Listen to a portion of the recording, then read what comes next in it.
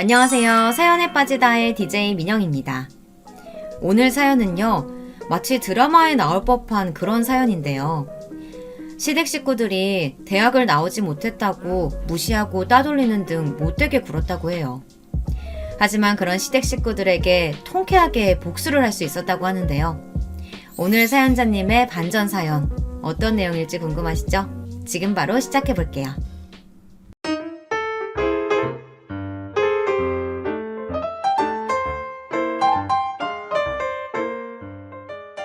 안녕하세요.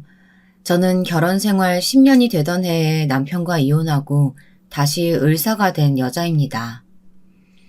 지금은 친정에서 살면서 딸 하나와 아들 하나를 두고 있습니다.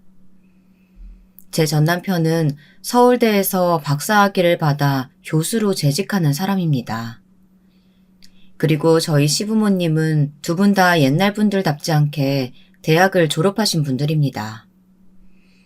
그래서 제가 남편과 결혼할 때 엄청 반대를 많이 하셨어요. 남편과 시부모님께 제가 의대를 나왔고 의사 생활을 했었다는 사실을 비밀로 해야 하는 사정이 있었거든요. 그 개인 사정이 도대체 무엇이었는지 궁금해하실 분들이 많을 것 같아서 이야기 보따리를 풀어놓으려고 합니다. 여러분 잘 들어주세요. 저는 어릴 적부터 책 읽기를 좋아하고 공부를 잘했기 때문에 동네에서 수재라고 불리던 아이였습니다. 특히 수학을 좋아해서 과학고에 1등으로 입학했어요.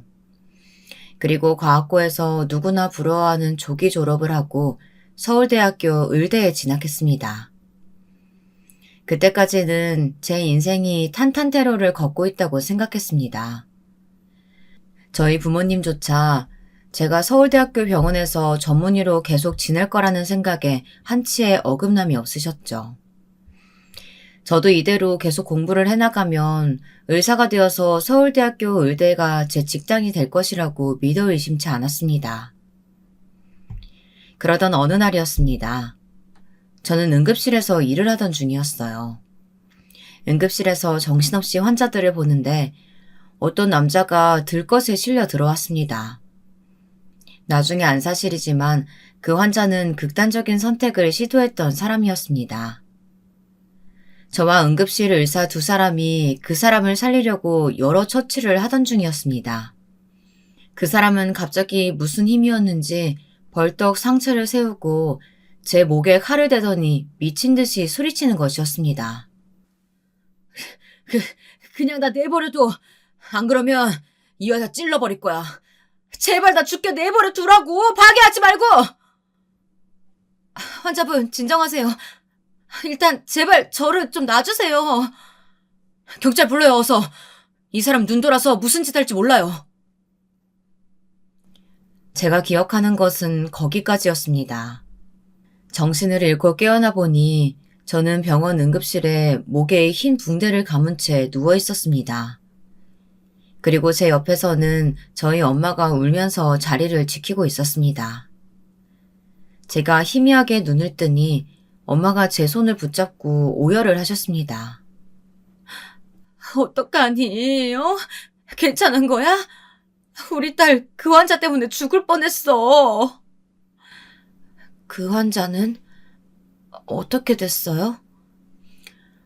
그 사람은 마취제 주사 놔서 진정시키고 지금 깊이 자고 있어. 넌 걱정 말고 얼른 몸 회복할 생각만 해. 많이 놀란 것 같은데. 같이 일하던 레지던트의 말을 듣고서야 안심한 저는 또다시 잠에 빠졌습니다. 그리고 며칠 후 퇴원을 하긴 했지만 저한테는 정신적으로 큰 문제가 생기고 말았습니다. 그 사건 이후 칼에 대해 트라우마가 생겨버린 것이었습니다. 저는 메스를 잡으려고 하면 손이 덜덜 떨려서 수술도 하지 못하고 뾰족한 바늘이나 가위가 무서워서 간단한 처치조차 할 수가 없게 되었습니다.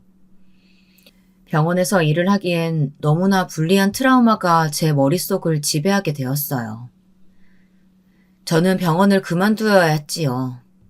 병원을 그만두고 나서도 저는 큰 충격에 몇 날 며칠 잠도 못 자고 환청이 들리고 환영이 보였습니다.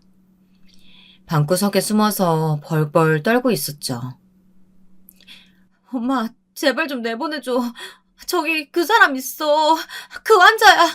제발 나 좀 살려줘. 그 사람이 내 목에 칼을 들이대고 있어. 엄마, 나 좀 살려줘.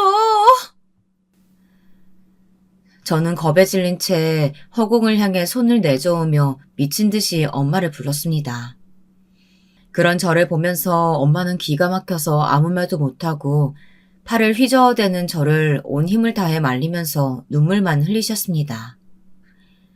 낮에도 커튼을 걷지도 않고 어두캄캄한 방 안에 틀어박혀 지내는 동안 저는 점점 날카로워지고 초췌해져 갔습니다.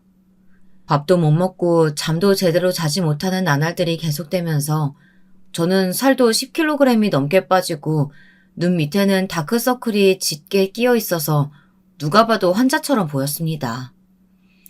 수시로 고통을 호소하며 소리를 질러대는 저를 말리기엔 엄마 혼자서도 힘에 부치는 것 같았습니다.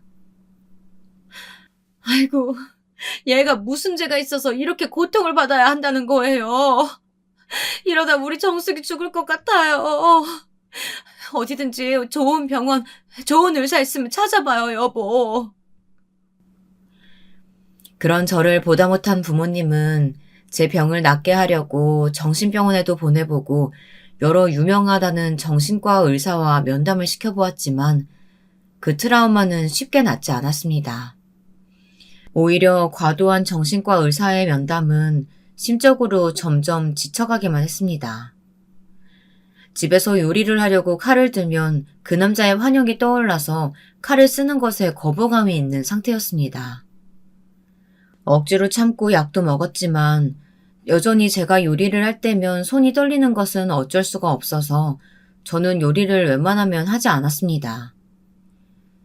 저희 부모님은 제가 다시 정상적인 생활을 할 수 없을까봐 걱정을 많이 하셨고 그 때문에 저에게 억지로 강요하거나 뭘 시키시는 것은 하지 않으셨습니다. 저는 집안에서 저희 부모님하고만 대하며 밖에 일절 나가지도 않은 채 폐인처럼 지냈습니다. 어쨌든 그렇게 마음이 방황하던 시기에 남편을 만났습니다. 남편은 서울대학교 인문대학에서 강의를 하는 교수였고 저는 1년간의 폐인 같은 생활을 하다가 공황장애 약을 복용하며 조금씩 서울대학교 병원에서 다시 재활을 하려고 하고 있었습니다. 남편은 단정하고 냉철한 철학자 같은 사람이었어요. 제게는 없던 그런 부분에 끌려서 저는 남편에게 고백을 했습니다. 남편은 처음에는 제 고백을 거절했습니다. 그러나 제가 끈질기게 따라다니자 제 정성에 져서 저와 사귀게 되었습니다.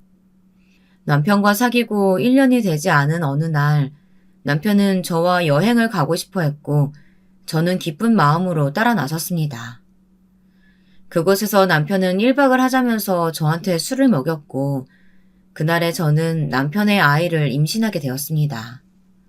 저는 임신 사실을 알게 된 후 며칠을 끙끙 앓으며 고민하다가 하는 수 없이 남편에게 그 사실을 털어놓게 되었습니다.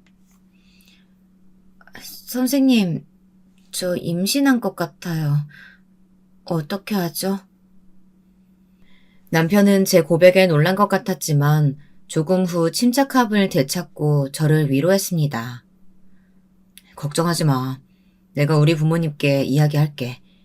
그러면 우리 결혼할 수 있을 거야. 너는 걱정하지 말고 기다려줘. 부모님도 크게 반대하시진 않을 거야. 그러나 남편의 생각은 너무 안일했던 거였습니다. 남편의 소개로 시부모님을 처음 만난 날, 저는 그분들의 냉담함에 몸이 떨리고 트라우마가 다시 고개를 드는 것 같았습니다.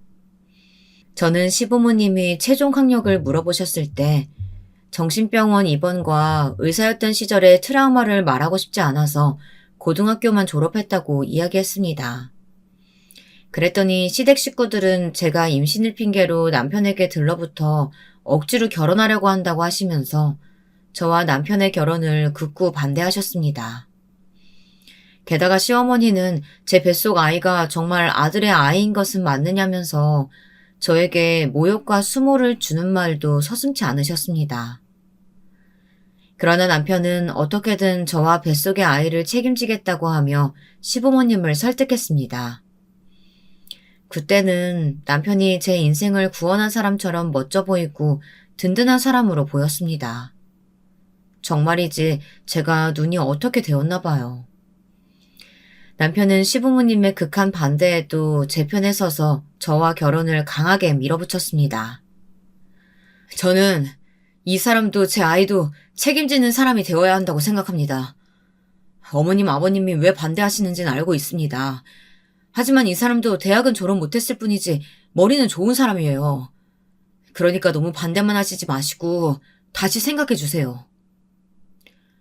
그러니까 뭐 때문에 대학을 졸업 못했느냔 말이야. 그냥 계속 학교 다녔으면 졸업을 하던지 애 낳고 다시 학교 다니면 되지 않느냐고. 아니면 당장 결혼하지 말고 대학 졸업하고 나면 결혼하는 게 어떠니? 아니, 며느리라는 애가 배불러서 학교 다니면 교수인 우리 아들 입장이 뭐가 돼요? 당신도 참. 그러니까 빨리 내가 선보라고 할 때 선을 봤어야지. 너는 엄마 말 안 들어서 이게 무슨 꼴이니? 어디서 근본도 모르는 애를 데리고 와가지고 결혼을 하겠다고. 아이고, 머리야. 내 평생 네가 속 안 썩일 줄 알았더니 이제 와서 이 엄마 뒤통수를 때리는구나.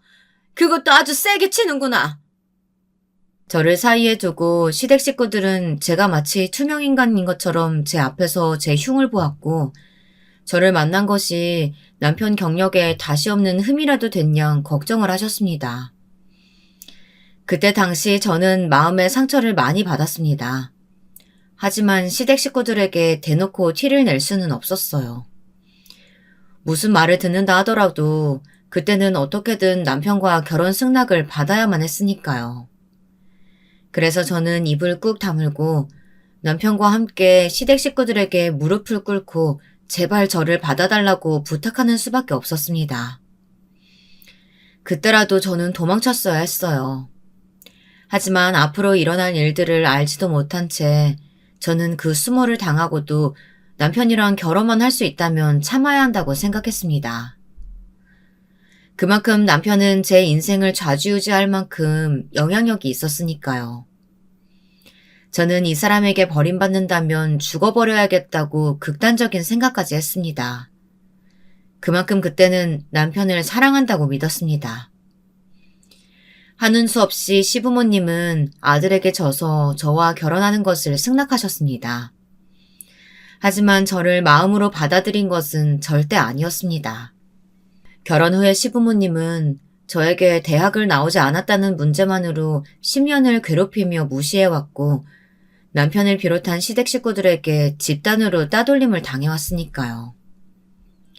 저는 그때마다 억울해서 제가 의대를 다닌 사실을 말하고 싶었지만 그랬다면 제 정신병원 입원 병력까지 이야기하는 것이 너무 수치스럽게 생각되어서 쉽게 말을 꺼낼 수가 없었습니다. 임신 초기에 티가 나지 않을 때 결혼식을 하자면서 남편은 신혼여행도 가지 못하게 하고 결혼 후에는 저를 강제로 시댁에 같이 살게 했습니다. 저희 부모님은 저의 고집으로 남편과의 결혼은 허락했지만 제가 많이 걱정되어서 아기를 낳기 전까지만이라도 친정에서 지내기를 바라셨습니다. 그렇지만 저는 부모님의 호의도 거절했습니다.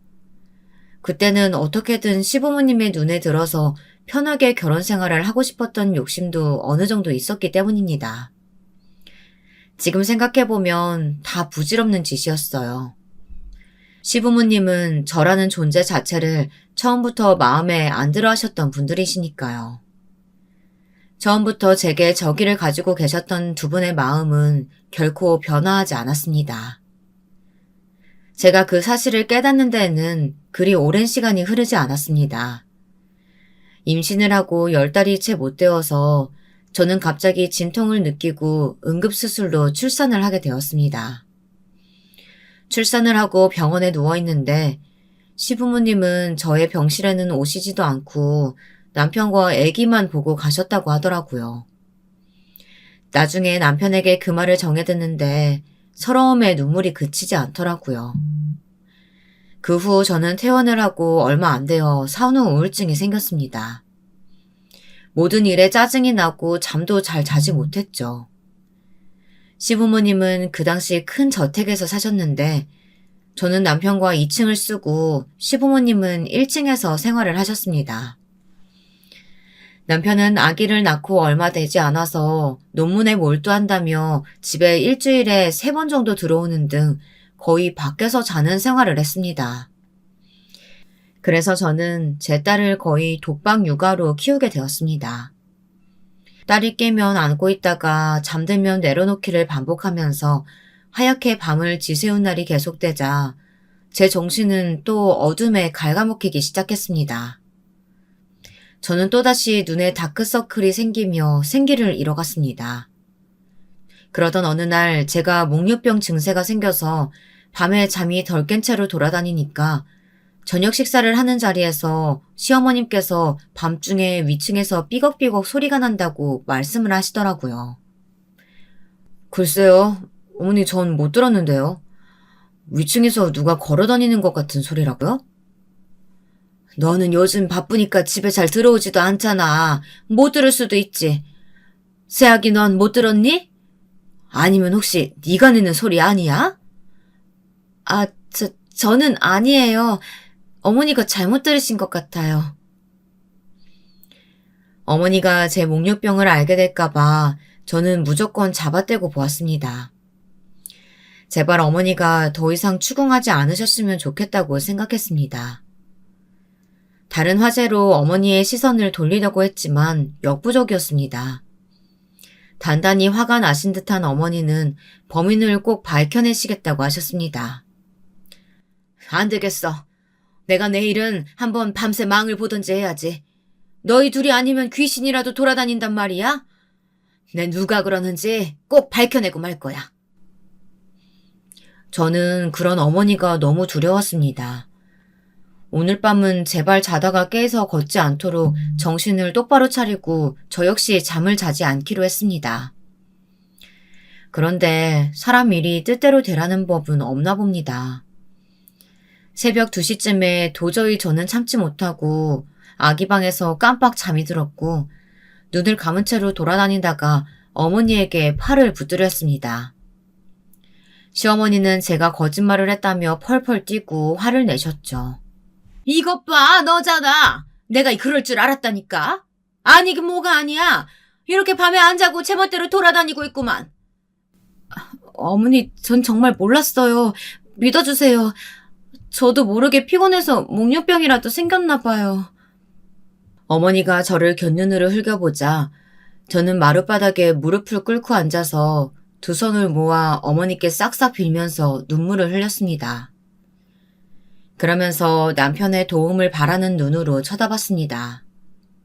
한순간 남편의 눈에는 경멸의 빛이 스쳐 지나갔지만 남편은 곧 표정을 바꾸고 아무렇지 않게 제 편을 들어주었습니다. 이 사람이 요즘 저랑 따로 애기 방에서 주로 자서 저도 몰랐네요. 애가 계속 자다 깨다 해서 이 사람이 좀 힘이 들었나 봐요. 신생아 키우는 게 보통 일은 아니잖아요. 그러니까 어머니가 이해 좀 해주세요. 안 된다. 이런 몹쓸 병은 초장에 잡아야지. 계속 놔두면 더 나빠지기만 해. 이제부터 아기한테 모유 먹이지 말고 본유 먹이고 너는 밤에 제 시간에 자라. 습관 들 때까지 약 처방 받아서 먹던지 하고. 저를 위해서 하신 건 아니었겠지만 그때 어머니의 결단 덕분에 저는 더 이상 밤에 자다 돌아다니는 목류병 증세는 없어졌습니다. 그런 부분만큼은 어머니에게 고마운 마음입니다. 남편 역시 그때는 좀 쎄한 마음을 지울 수 없기는 했어도 제 편을 들어주어서 고마운 마음뿐이었습니다. 하지만 시부모님들뿐 아니라 남편의 여동생 역시 제가 대학을 졸업 못했다는 것 때문에 저를 깔보고 함부로 대하는 면들은 10년이 되는 결혼 생활 내내 지속되었습니다. 남편의 여동생은 변호사인데 서울대 법대를 수석으로 졸업한 인재였습니다. 남매가 둘 다 서울대를 졸업했으니 시부모님의 자식들에 대한 자부심은 굉장했던 것이 이해가 될 정도였습니다. 남편의 여동생은 제가 결혼한 지 5년 후에 결혼을 했는데 시누이의 시댁에서 아들이 변호사 며느리를 데리고 왔다면서 아무 일도 안 하고 시어머니가 해주는 밥 먹고 잘 쉬다 온다고 하면서 저에게 은근히 자랑질을 하는 것이었습니다. 그러면서 꼭 자기 친정에 오면 온갖 심부름은 다 저한테 시키는 것이었습니다. 그러면서 저를 위아래로 쳐다보는 우리 시누이는 정말 얄미운 여자였어요. 언니, 나 식혜 먹고 싶은데 좀 떠다 줄래요? 우리 시어머니는 제가 해달라는 건 다 해주시거든요. 아가씨, 여긴 아가씨 시댁이 아니에요. 그리고 난 아가씨 하녀가 아니고요. 그냥 본인이 갖다 먹어요. 아니, 뭐 그게 힘든 일이라고 그걸 안 해주니? 냉장고에 있는 거 꺼내서 따라주면 되는 거지. 우리 딸이 어릴 때부터 집안일을 해본 적이 없어. 그러니까 네가 식혜 좀 따다 줘라. 그것 봐요. 얌전히 우리 엄마가 시키는 대로 했으면 잔소리 들을 일 없잖아. 언니는 가만 보면 한번 내 말을 꼬아들어서 더 몸이 힘들게 되는 거예요. 다음부터는 그냥 알아서 좀 해줘. 시어머니의 강압적인 명령에 저는 정말 싫었지만 시누이의 시중까지 들어야 했습니다. 옆에서 말리는 시누이가 더 밉다고 우리 시누이 역시 저를 깔보고 막대했습니다. 그렇게 시댁 식구들에게 당하고 사는 저를 보면서 제 딸은 저를 안쓰럽게 생각하고 있었나 봐요. 우리 딸이 10살이 되던 해에 저는 명절에 친정에 남편과 아이와 함께 와 있었습니다. 남편은 친구를 만나러 나갔었고 저는 제 딸을 데리고 방에 앉아서 어릴 적 앨범을 보고 있었습니다. 제 방에는 제가 결혼하기 전에 물건들이 그대로 변하지 않고 놓여 있었어요. 딸은 갑자기 제 무릎에서 일어나 벽장을 열더니 거기 있던 흰 가운을 꺼내 들었습니다. 엄마, 이게 뭐야? 의사 가운? 와, 여기 김정숙 엄마 이름 있네? 엄마 옛날에 의사였어? 딸은 제가 인턴 시절에 입었던 가운을 꺼내 들고 신기해하면서 자기 몸에 걸쳐 입어보았습니다. 그리고 거울에 자기 모습을 비춰보면서 자랑을 하는 것이었습니다. 그런 딸의 모습을 보고 있자니 눈물이 하염없이 나서 견딜 수가 없었습니다. 엄마, 나 어때? 정말 의사 같아? 나도 커서 의사 되고 싶어. 엄마처럼 아픈 사람들 낫게 해주는 의사 되면 엄마가 날 더 자랑스러워할 것 같아. 그래, 우리 딸 의사 가운 너무 잘 어울리네. 엄마가 못다한 꿈 이루어주면 엄마는 우리 가영이한테 너무 고마울 것 같아. 응? 엄마, 왜 울어? 이 의사 가운이 그렇게 슬픈 물건이야? 미안해. 내가 괜히 꺼내서 엄마 슬픈 생각나서 그런가 보다. 다시 넣어놓자. 미안. 제가 우는 것을 보더니 딸이 당황해서 가운을 도로 있던 곳에 넣어버렸습니다. 그리고는 제 어깨를 안아 위로를 해주는 것이었습니다. 저는 딸의 작은 몸을 안고 얼른 눈물을 닦고 말했습니다. 여기 엄마 의사 가운 있는 건 너랑 나만의 비밀로 하자. 알겠지? 친할아버지나 할머니한테 말하지 마. 알았지? 제가 그런 말을 하는 것이 이해가 안 되었는지 딸은 의아한 얼굴로 말했습니다. 엄마가 의사였다는 건 자랑스러운 일이잖아. 그런데 왜 비밀로 해야 돼? 나 말하고 싶어질 것 같은데. 친구들한테 자랑도 하고 싶고 할머니한테도 말하고 싶어. 엄마 무시하지 말라고. 할머니도 엄마 의사였다는 거 알면 다시는 무시하는 말 못하실 거야. 그건 안 돼.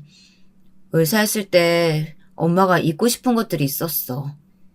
그래서 의사였던 시절이 행복하지 않았기 때문에 그래. 그러니까 아빠나 친할머니한테 절대로 말하지 마. 알았지? 딸은 그제야 고개를 끄덕였습니다. 하지만 얼굴은 여전히 영문을 모르는 듯한 표정을 짓고 있었습니다. 저는 그 아이가 뭔가 더 물어보기 전에 딸을 데리고 급히 방을 나왔습니다. 제가 이 집에서 10년간 당했던 무시와 조롱을 어떻게 하면 한 번에 깨트릴 수 있을지 그런 시원한 한 방이 필요했습니다. 신혼 시절부터 시부모님은 잊을만 하면 저에게 말씀하시곤 했습니다. 이제라도 다시 대학 수학 능력 시험을 보라고요. 고졸 며느리가 어디 가서 말하기도 창피하다는 이유 때문이었죠. 시어머니는 대학 동기들과 가장 길게 만남을 유지해오고 계셨습니다. 1년에 한 번씩 동창회에 나갔을 때마다 다들 며느리들을 자랑하느라 다른 친구들은 침이 마르는데 시어머니 본인은 거기에 낄 수 없다는 것이 그 이유였습니다. 예, 내 친구들 며느리들은 다들 대학은 최소한 나왔더라. 그리고 유학 가서 미국 명문대 나온 애들도 있더라. 그런데 그런 얘기 할 때마다 내가 창피해서 살 수가 없어. 그러니까 집에서 공부라도 해서 수능 봐라 얘.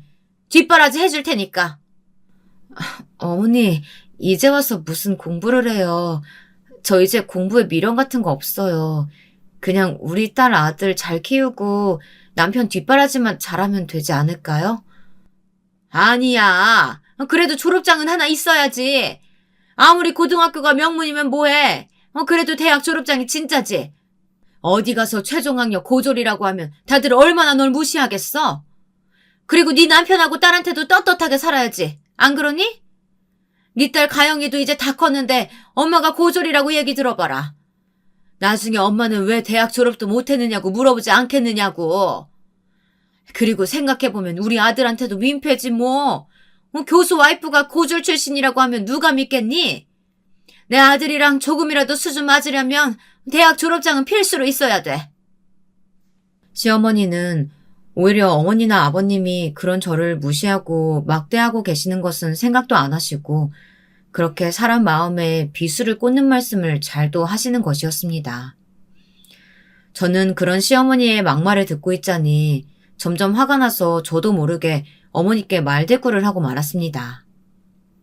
어머니, 오히려 어머니가 저를 더 무시하고 막대하시는 것 같아요.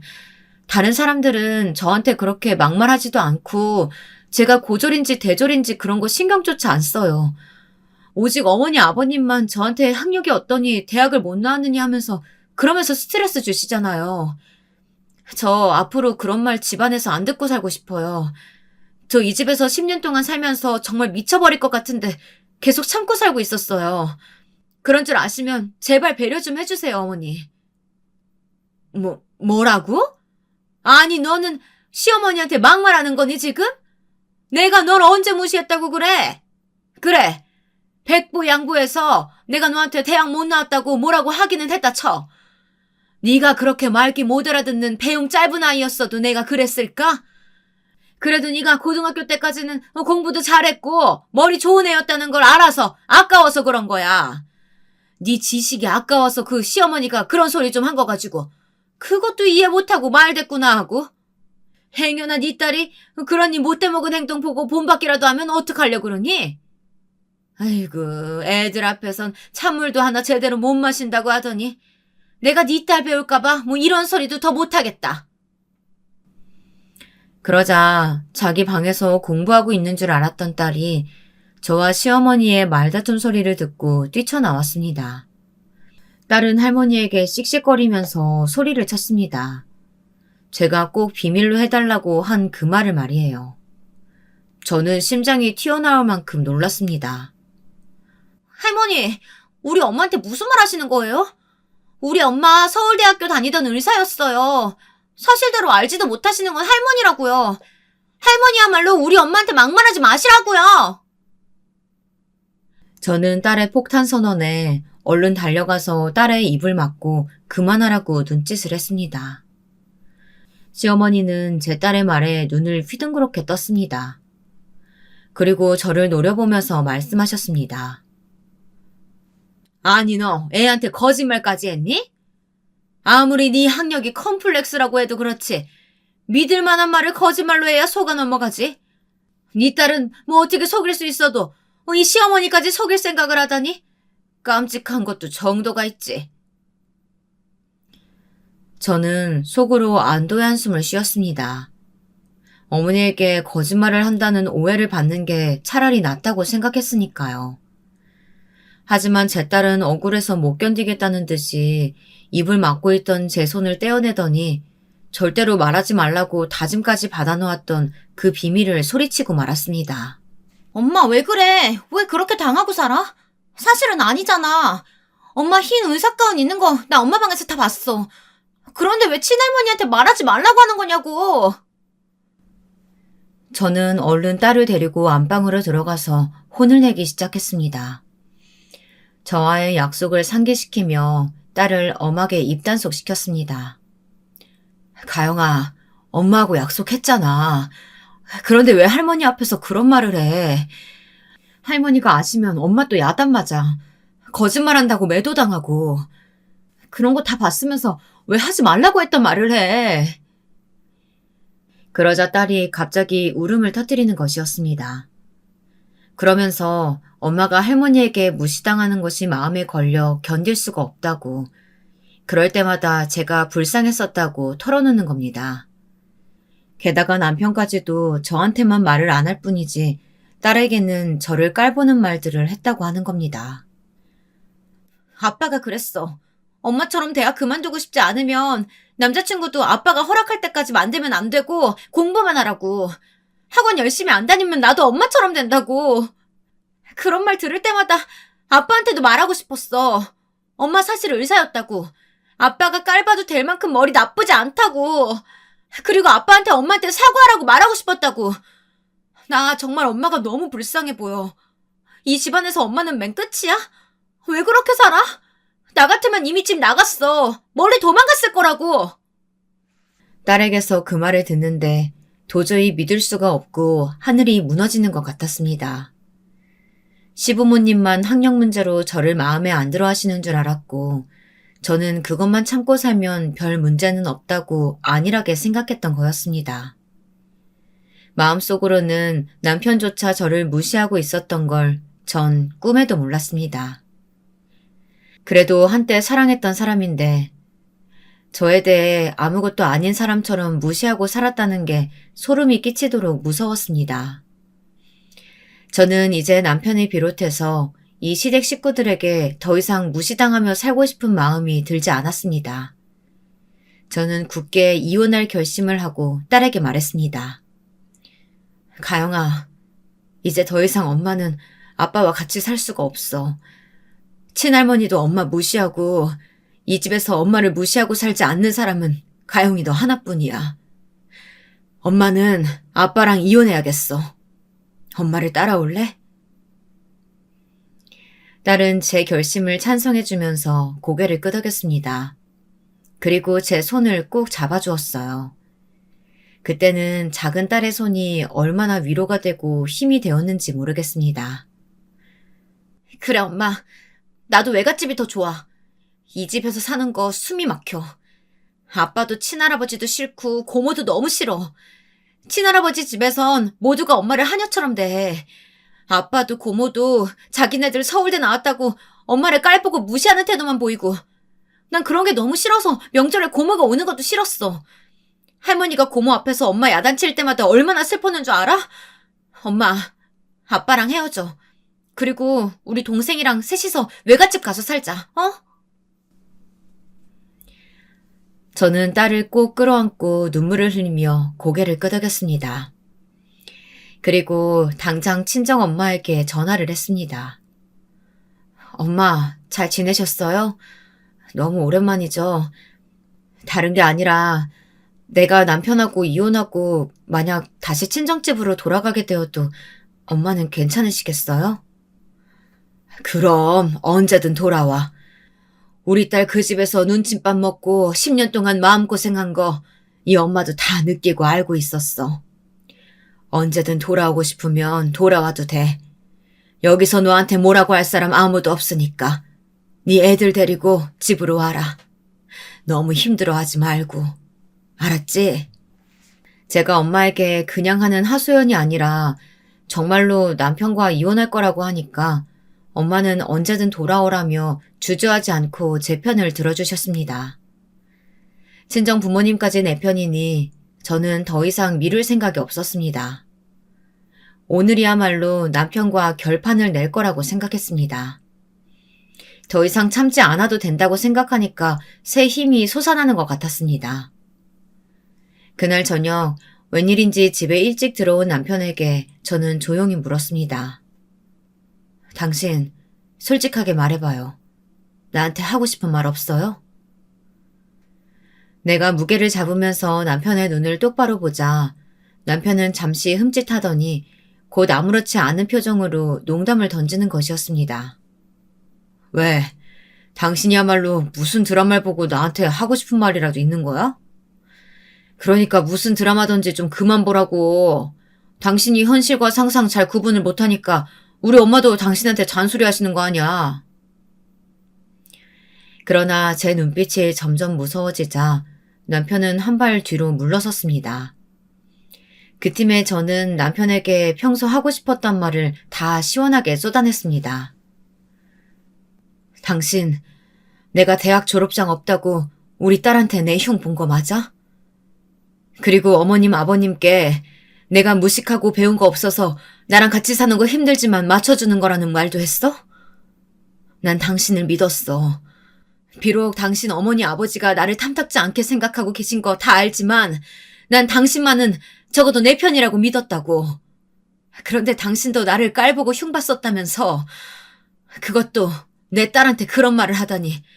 당신 좀 머리가 어떻게 된 거 아니야?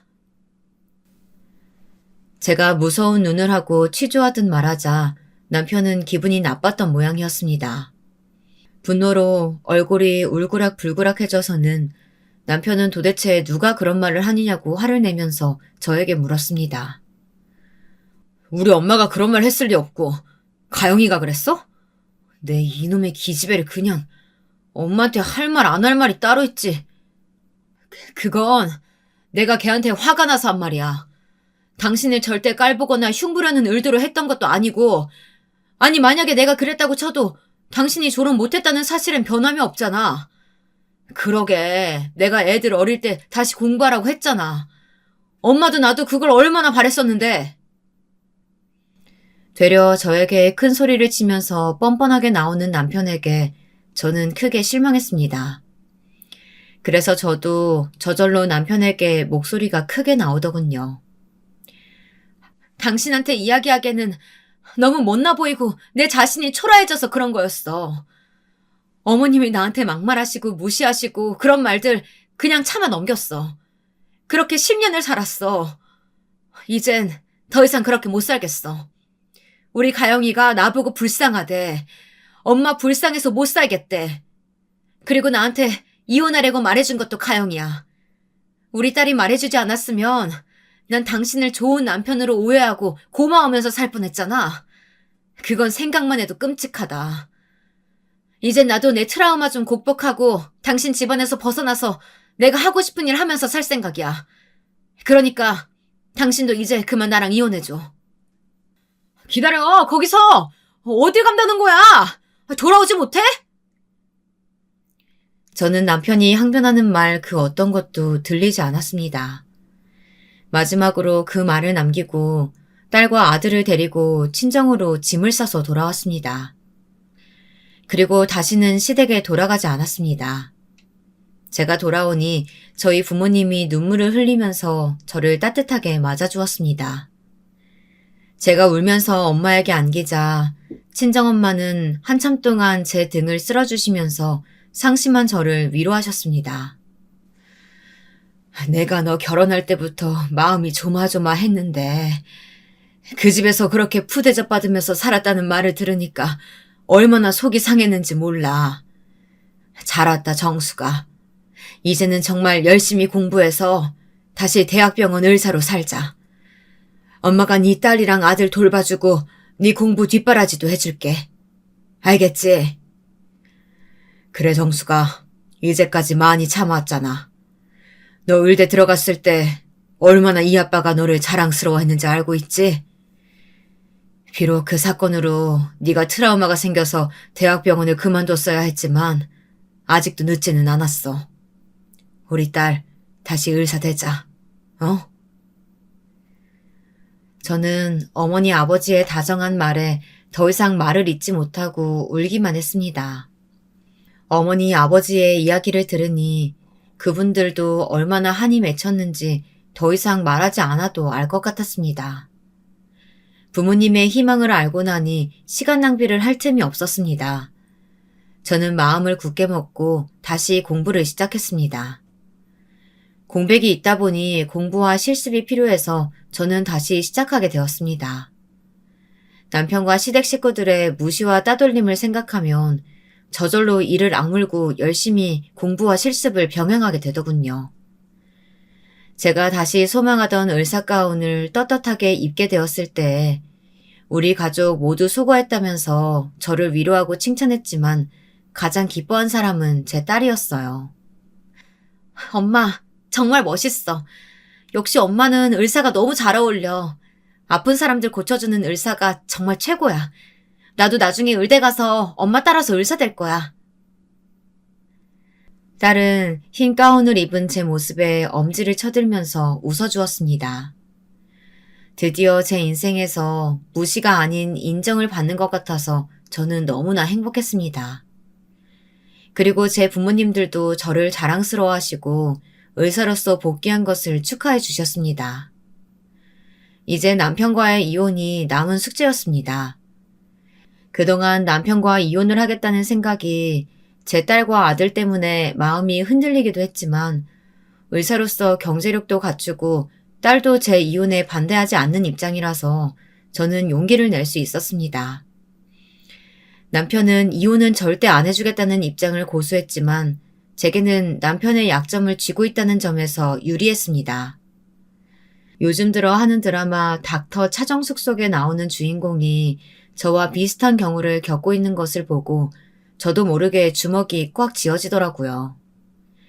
시댁에서 여주인공을 하녀처럼 부려먹고 다른 사람들은 다 버는 대로 쓰는데 여주인공은 혼자서 이리 뛰고 저리 뛰고 알뜰하게 절약하고 사는 것을 보고 있자니 예전의 제 모습과 너무나 겹치더라고요. 저희 시댁 식구들은 제가 다시 의사생활을 시작한 초기에 한번 저희 집에 찾아온 적이 있습니다. 드라마 닥터 차정숙을 보고 저는 옛 기억이 생각나서 친정에서 의사 가운을 꺼내 입었던 그날 우리 시어머니가 쳐들어오셨던 것입니다. 그런 제 모습을 보시고 놀라서 뒤로 나자빠지던 시어머니의 얼굴이 아직도 눈에 선합니다. 그날만큼 통쾌했던 날이 제 인생에 없었던 것 같아요. 네가 지금 진짜 의대에 다녔었다는 거니? 그런데 그 이야기는 왜 안 하고 살았어? 진작에 말을 했어야지. 제가 어머님께 그런 말을 한들 뭐가 달라졌을 것 같아요? 학벌 지상주의에 찌들어 있는 어머님 아버님에게 어필이나 하려고 의대 들어간 것도 아니고요. 이제는 애들도 커서 시간도 많이 생겼고 제 친정어머니 아버지가 원하시니까 다시 의사로 복귀한 겁니다. 그리고 그 사람이랑은 헤어질 거고요. 제 단호한 마지막 말을 듣고 시어머니는 더 흥분해서 제게 삿대질까지 해가면서 소리치셨습니다. 험악하게 눈을 부라리며 달려드는 시어머니를 제게서 몸으로 맞고 계셨던 건 다름 아닌 저의 친정엄마였습니다. 아니, 너는 우리가 너를 받아준 은혜를 원수로 갚니? 지금 와서 왜 이혼을 하겠다는 거야? 나도 내 며느리 의사라고 동창들한테 자랑거리가 생겼는데 지금 와서 이혼하겠다는 이유가 뭐니? 그 이혼, 이 시어머니가 허락할 것 같아? 밑도 끝도 없는 이혼이라니. 우리 집에선 용납 못한다. 은혜라고요? 말도 안 되는 소리 하지 마세요. 저는 시댁에서 살면서 한 번도 은혜를 받았다고 생각해 본 적이 없어요. 제가 무슨 말을 하든 항상 제게 돌아오는 건 차가운 냉대와 무시뿐이었잖아요. 어머니가 뭐라고 말씀하셔도 저는 지금 당장 남편하고 이혼할 겁니다. 다시 의사 되기로 한 것도 우리 가영이한테 떳떳한 엄마가 되고 싶어서 그런 거예요. 제가 왜 어머니 허영심 때문에 다시 의사가 돼야 되나요? 제가 원하고 제 부모님이 원하시기 때문에 다시 의사로 돌아간 거예요. 남편도 저를 무시하면서 겉으로는 안 그런 척하고 있었던 거 아세요? 그까지 최종 학력이 도대체 뭐라고 그렇게까지 사람을 무시하고 따돌리셨어요? 그러니까 이 사태는 어머니가 허영심 때문에 스스로 만드신 거예요. 이제 돌아가세요. 남편도 어머님, 아버님도 다시는 보고 싶지 않으니까요. 저는 제 의사가운 입은 모습을 보고 뒤로 넘어간 남편과 시어머니를 두고 딸과 함께 방으로 들어와 버렸습니다. 생전 처음 보는 저의 무례한 말과 태도에 시어머니는 흥분으로 거품을 물었습니다. 그런 시어머니는 무시하고 제 친정엄마는 남편에게 시어머니를 모시고 집으로 돌아가라고 말했습니다. 저를 데리고 가기 전에 나갈 수 없다는 시어머니를 달래서 친정집을 나오던 남편에게 친정엄마는 이제껏 마음에만 담아두었던 말을 시원하게 다 내뱉으셨습니다.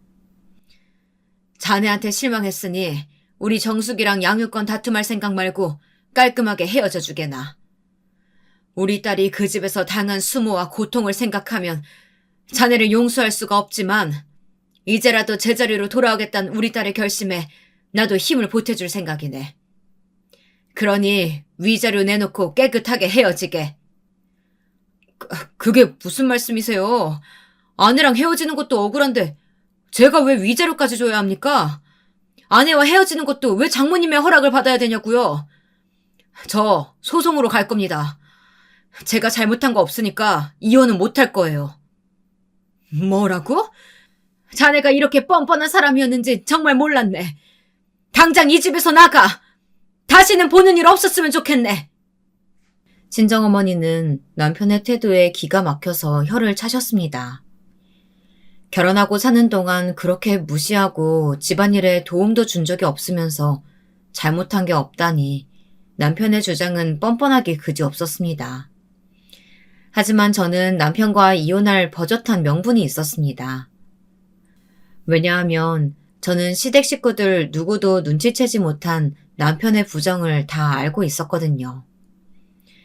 남편은 가영이가 5살 되었을 때부터 자주 학회에 참석한다고 하면서 젊은 학과 여자 조교와 며칠씩 여행을 다녀오고 낮에는 강의가 없는 날에 모텔에 다녀오기도 하는 등 바람을 피우고 있었습니다. 그러면서 그 사실을 제가 꿈에도 모를 거라고 헛된 소망을 품고 있었던 것 같아요. 저는 이제 그 사실을 터뜨릴 기회다 생각을 했고 아이들의 양육권을 위해서 변호사를 고용했습니다. 그리고 제가 사진 찍어두었던 남편과 그 여자의 통 내용과 전화통화 사실을 모조리 다 이야기했습니다. 남편이 이혼 소송을 생각하기 전에 제가 먼저 소장을 쓸 생각이었습니다. 그러나 그 소식을 어떻게 들었는지 남편이 저를 찾아왔더라고요. 남편은 처음에는 저를 살살 구슬려서 소송을 취하겠다는 생각이었나 봐요. 그런 발상으로 남편은 뻔뻔하게 거짓말로 저를 회유하려는 거 아니겠습니까? 그 일은 당신이 오해한 거야. 나 딱 한 번, 정말 한 번만 그 애 만났고 더는 잠자리 같은 거 하지도 않았어. 그러니까 소송은 취하해줬으면 좋겠어. 여러분, 생각을 한번 해보세요. 제가 계속되는 남편의 바람을 어떤 마음으로 숨겨주고 있었는지 그 사람은 짐작이나 했겠어요. 저는 이 순간만 기다려온 사람이었거든요.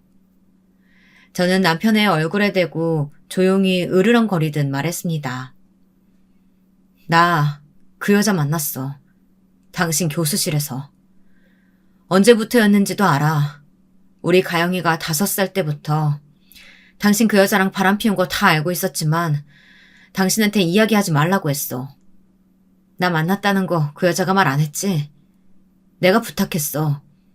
나중에 당신 약점으로 써먹으려고 말하지 말라고 했던 거야.